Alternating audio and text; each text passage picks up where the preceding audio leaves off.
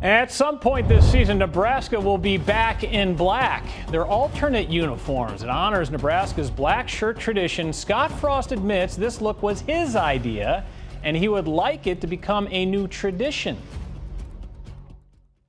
I've seen a lot of alternate uniforms at Nebraska, but I haven't seen one specifically for the black shirts. I guess I can spill the beans.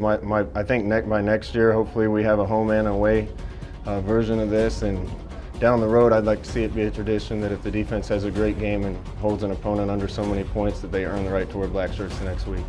And no word yet on which game or games the Huskers will wear these black shirt uniforms this season. Now, no question the Husker defense went through some growing pains in Scott Frost's first season. They gave up 31 points a game last season. Only Rutgers and Illinois gave up more, and they gave up 433.5 yards per game last year, also 12th in the Big Ten, 94th in the country. But for the first time since 2016, the Husker defense will have the same defensive coordinator in back-to-back seasons. So some stability and some familiarity with the scheme will certainly help. And of all the stats out there, what's the one statistic most important to the Huskers head coach? At the end of the day, wins. We won one game last year, 9-6, and we had to win some others, 50-something to 30-something, and I don't really care.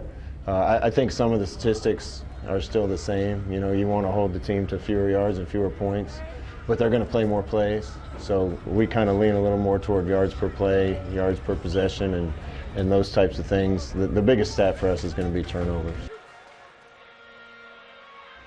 And speaking of turnovers, such a big stat. Huskers were -2 in turnover margin, meaning they gave it away 2 more times than they took it away last season. That tied for 87th in the country. And it is obvious, though, that Nebraska is bigger, stronger, and camp is more competitive this year. Leading the charge could be the defensive backs. They are loud and proud and not afraid to tell you about it, even if the barbs, some of them, are aimed at quarterback Adrian Martinez.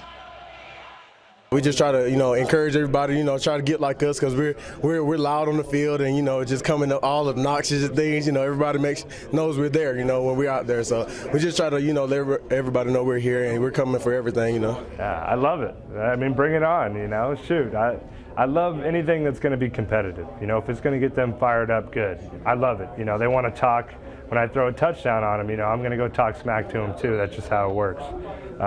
But they've been doing a really good job, and I like that. I want that swagger from them, that confidence. I think that's how DBs should be. Javon DeWitt back after beating throat cancer. He lost 102 pounds in the process, and he's back where he belongs, on the practice field. The Husker assistant, though, still can't produce saliva, so he drinks about 2 gallons of water per day. But DeWitt says he's just so happy to be back with his guys and his team. It's not what we like to do, it's what we're obsessed with doing. So for me, it's my ultimate release is to be able to be on the grass and coaching ball and working with our guys. So for me to be back out there is a complete relief for me. Football is football.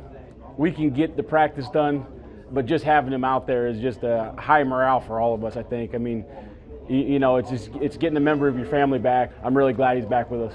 Yeah, DeWitt not only coaches the Huskers outside linebackers, he heads up the special teams as well.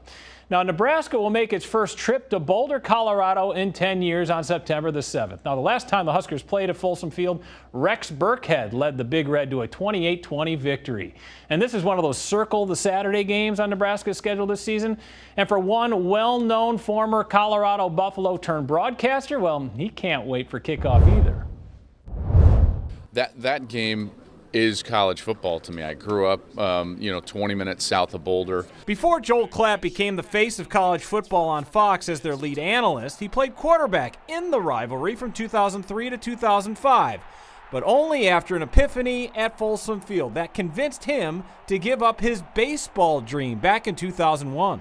I was sitting in the stands kind of lamenting minor league baseball and how much I hated it with my best friend. And I can remember it was around halftime or the third quarter.